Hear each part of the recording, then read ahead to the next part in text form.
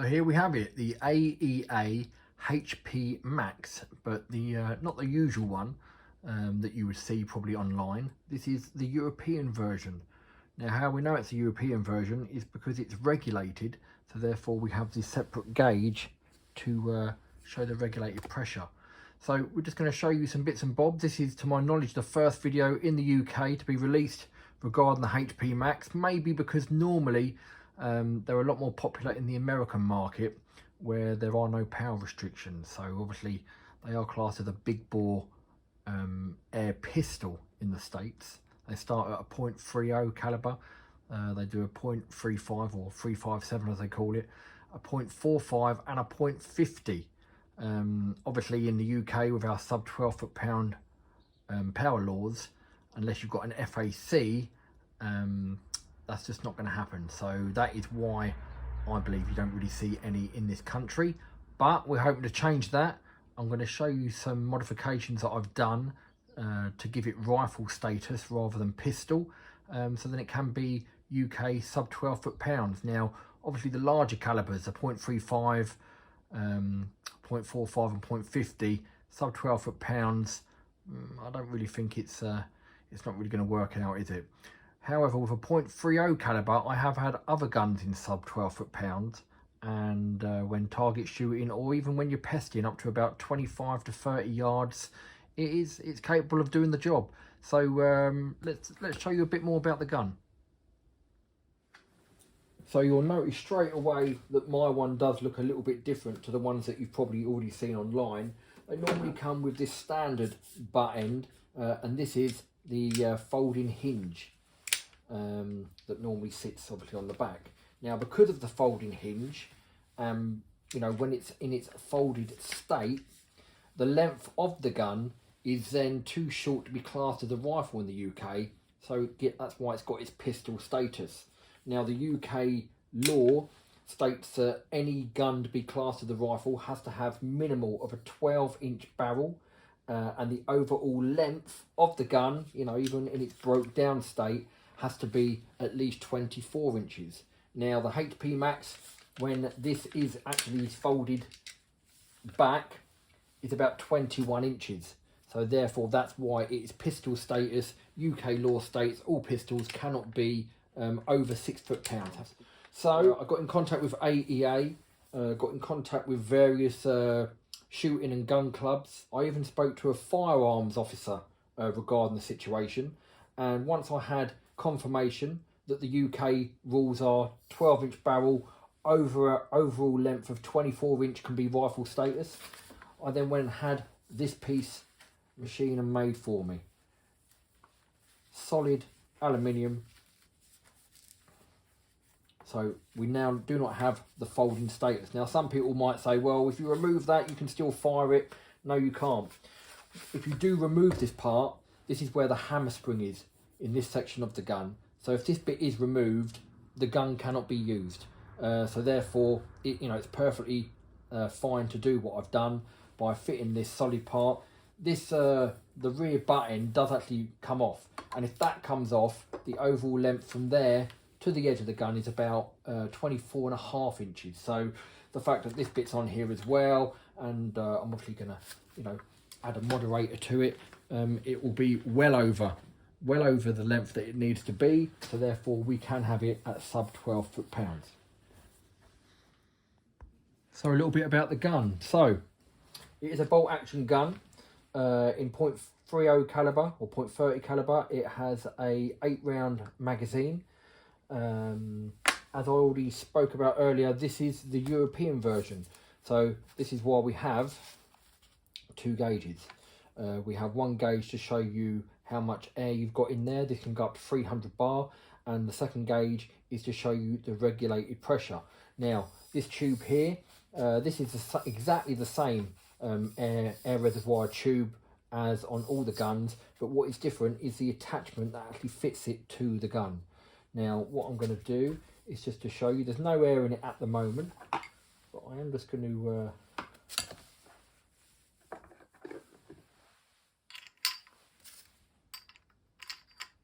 so this one, it would be normally how you would degas it. So once we've opened that, now the best way to do it is we turn the cylinder a quarter turn and then gently ease it out. Now this is a cylinder, the regulator's inside here. I will show you how that is as well. So this all unscrews. Again, there's no air in it, so it's totally fine to do this.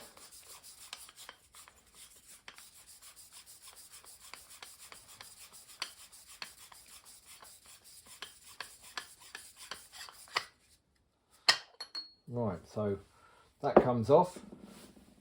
Now this is the regulator part here. There is a retaining screw or bolt in there, so we'll just open that.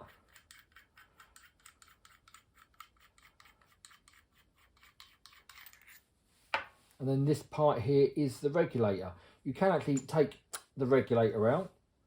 You can now, if you wanted to, reattach everything back together, and the gun is now unregulated. Okay, but we're going to keep the regulator in. Now with the regulator as well, this is the one that comes with it, and you can adjust the regulator. It is a little bit fiddly. Again, we have a bolt here that you undo, and then if you can see in there, there's an Allen key. I think it's about a 4.5 or 5 mil Allen key. By turning that left or right, will either increase or decrease the regulated pressure. Now I have tuned this to sub 12 foot-pounds. And I believe the regulator's at about 45 bar. So yeah, so we'll get that all put back in.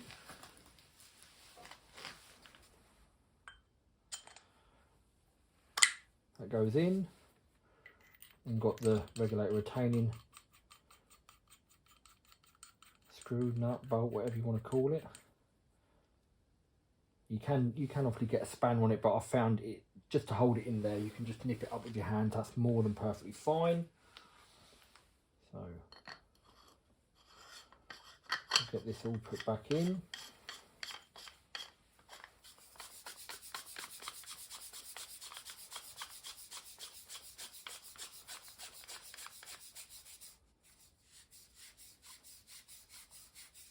Just make sure it is all nice and tight. So exactly the same procedure. I'm going in at an angle, and you can see here, just to show you. So this little indentation here, that's the screw that holds in, and then this port here, this is what we'll read on the other gauge. Now on the unregulated versions, there is a third hole, and what the third hole does is that is how you then fill it up with air. With this one here, once it's in, this is how you fill it up with air. Your probe goes in here, but again, on the unregulated one that hasn't got the gauge here, we have got an extra, this bit's a little bit longer, we've got an extra hole, and then that's where it fills up from. I'll show you once it's all back in. So, we'll put all this back in. There we go, and turn it back in position. This is a 4 mil Allen screw. So there you go. And then we'll just nip that back up so that when I put the air in it.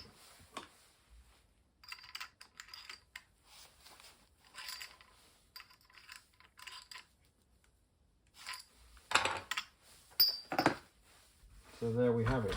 As I was explaining, if you didn't have the regulated air cylinder in here, you would actually put your field probe in this hole. Again, if you've seen any of the videos in America, you'll see that's how they all fill it up. But for the regulated version, we have this hole here. Now, the one thing with the HP Max, it has got a little bit of a bark. Now, obviously, again, in America, the power levels are a lot higher, so they do require a moderator or silencer, whatever you want to call it. I also like the look of them, so I bought myself a Donny FL Ronin. I've done various research, watched various videos to see what ones were the better performing one. I was looking at an Emperor, which is about double the length, but what I went for in the end is I bought the Ronin and I bought the extension. And with the extension on, it's actually about an inch longer than an Emperor. So you've got the best of both worlds. You can either have it a bit quieter, or if you like the shorter look, you can go for that. I have also just recently got an Edgun Leshy 2 Behemoth moderator. I'm just waiting for the adapter though to come in order to put it on here. Now the only problem is with these moderators, well, not a problem with the moderator, but a problem with the gun is if you have got the European version, because this adapter is slightly wider than the one without the regulator, we then have this issue where the air reservoir actually protrudes the end of the barrel. So I'll show you why that is a problem. So we can just take off this end.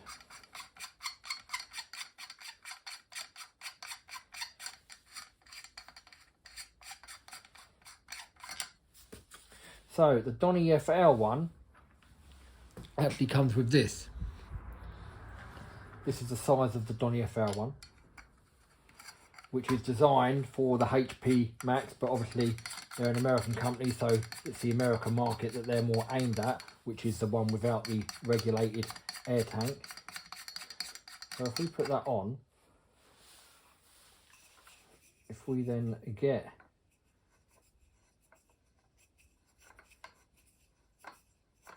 try to get that on. There we go, on. So the problem we have, as you can see, it's already getting too close. It's actually going to hit. There we go. It's just touching now the tank now, and it's not on all the way. That's a problem. So at first I thought, oh, I've spent all this money on a Donny FL moderator silencer. Can't use it. But then I remembered I do know a guy that can, a Mr. Gary Bagshaw, that makes adapters and various different bits and bobs for air guns. He's very well known within the UK air gun community. So I sent Gary all the dimensions. This is the Donny FL one. This is the one that I sent Gary the dimensions for. And Gary has made me this. Now this is the first time I've put it on the gun. So I don't doubt Gary's capabilities. I do question though, have I measured it correctly? So the reason why it's quite a bit longer here as well is to allow for the Behemoth moderator that I've got coming. So that's why it's so long, but because it's hollow all the way through, it doesn't make any difference how long this bit is. So let's see then if I do know how to use a tape measure.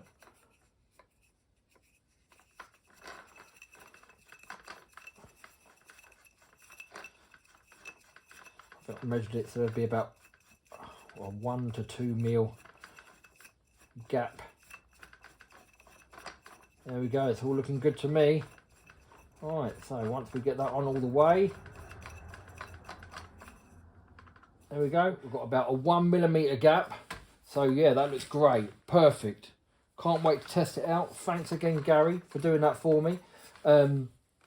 If anyone does end up buying one of these guns and they want Gary's details, maybe send me a message in the comments and I can always get in contact with you and give Gary all your details to get one ordered for you.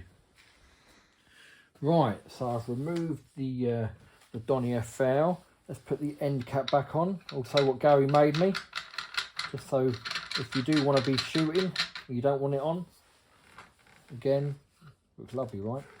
So let's get this filled with air and we'll do a couple of test shots. Right, so we'll put some air in it. I didn't use my my compressor. I've literally just used my good old trusty dive tank. So this is telling us that I've got 200 bar of air in here and the reg is set just under 50 bar. Now it should be a nice consistent power, so I'll just set up the chrono and then we'll do some shots. Well, I've got the chrono all set up, but before I do load it up, I'm going to put the silencer back on because I'm in a confined space.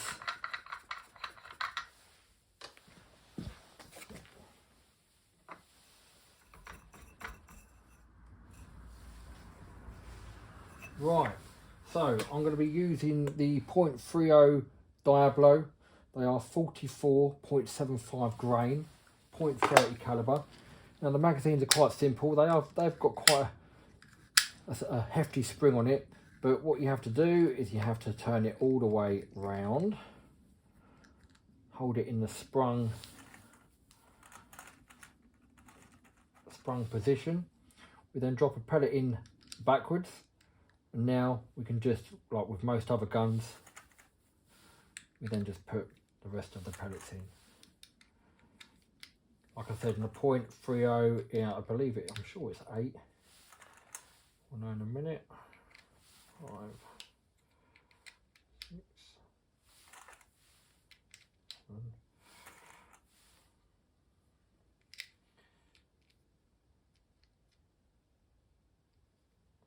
Oh no, sorry, it's 9. Sorry, my error.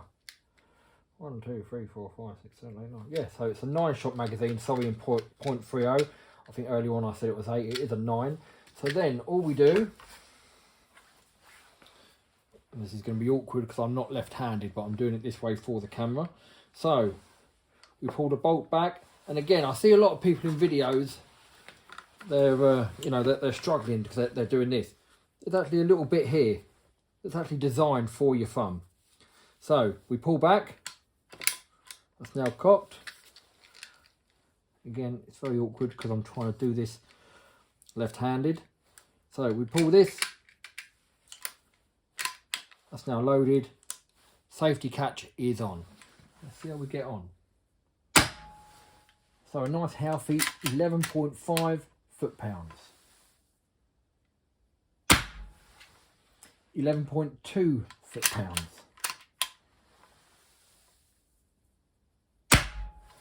11.2 foot-pounds.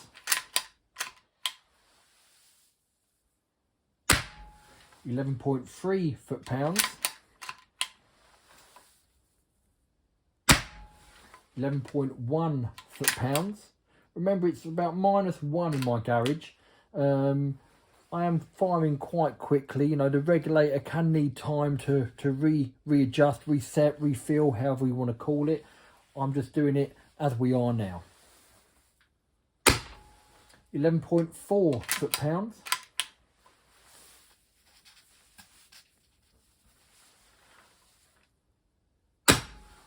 11.1 foot-pounds.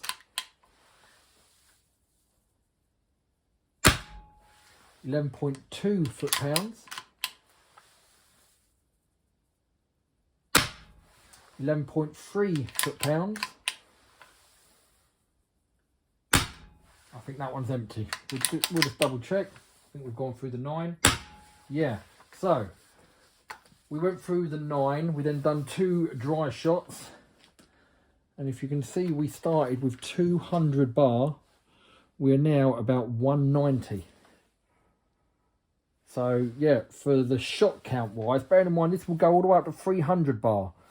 You'll see the regulator is still just under the 50 mark. So I reckon it's probably 49 bar it's set at. So that's consistent. We're not using a great deal of air. You know, under the circumstances with the temperature, not allowing for the regulator to reset totally, I think we're getting consistent power. So yeah, I love it. I love everything about it. The feel of it, the engineering, the way it's been built. I mean, when you think for the money, I think they're currently just over about £1,000. You can spend 2-3 grand on rifles nowadays, and something that I've always found is after spending 2-3 grand on a rifle, I then don't really want to take it out and use it how I would use it. I don't want to get it dirty. This, for the money, this is a solid bit of kit. I've had it totally part and stripped, and much less problematic than most or a lot of the higher end guns. But for the money, I think it's terrific value. There will be a second part of this video to show some accuracy and some actual shooting it. This video is just to introduce you to the HP Max. But yeah, thanks for watching. I'm hoping it's been of some use to some people out there. And if you do like the video, please do subscribe, give it a thumbs up, and we'll see you for the next one.